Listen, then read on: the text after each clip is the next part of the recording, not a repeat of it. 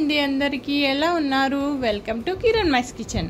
ఈరోజు మన రెసిపీ వచ్చేసి పన్నీర్ మసాలా. స్టవ్ వెలిగించుకొని గిన్నె పెట్టుకొని దాంట్లో ఒక 50 గ్రాముల ఆయిల్ పోసుకొని ఆయిల్ బాగా వేడైన తర్వాత ఒక పావు కిలో పన్నీర్ ముక్కలుగా కట్ చేసి వేసుకోండి. ఇప్పుడు వీటిని గోల్డెన్ బ్రౌన్ కలర్ వచ్చే వరకు లో ఫ్లేమ్లో వేయించుకొని పక్కన పెట్టుకోండి. ఇప్పుడు ఒక మిక్సీ గిన్నె తీసుకొని ఇందులోకి ఒక 2 పెద్ద సైజ్ టమాటాలు కట్ చేసి వేసుకోండి. ఒక 2-3 పచ్చిమిర్చి కూడా కట్ చేసి వేసుకోండి. ఒక పెద్ద సైజు ఉల్లిగడ్డ కూడా వేసుకొని అల్లం వెల్లుల్లిపాయలు కూడా వేసుకొని ఫైన్గా గ్రైండ్ చేసి పక్కన పెట్టుకోండి.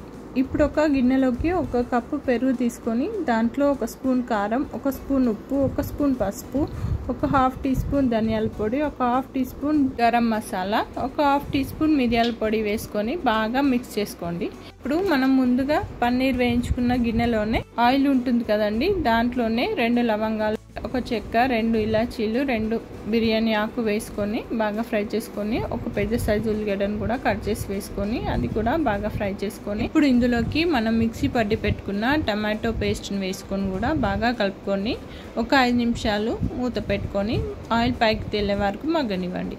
ఇప్పుడు మూత ఓపెన్ చేసి ఇందులోకి మనం ముందుగా కలిపి పెట్టుకున్న పెరుగు మసాలాను కూడా వేసుకొని బాగా కలుపుకోండి. ఇందులోకి ఒక 1/2 కప్ వాటర్ కూడా వేసుకొని బాగా కలుపుకొని ఆయిల్ పైకి తేలే వరకు మగ్గనివ్వండి.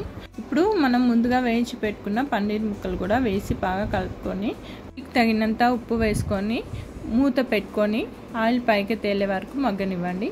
ఇప్పుడు మూత ఓపెన్ చేసి కొత్తిమీరతో గార్నిష్ చేసుకొని అంతే అండి, టేస్టీగా ఉండే పన్నీర్ మసాలా రెడీ. చాలా బాగుంటుందండి, ఒకసారి ట్రై చేయండి. ఈ వీడియో మీకు నచ్చితే ప్లీజ్ లైక్ అండ్ సబ్స్క్రైబ్.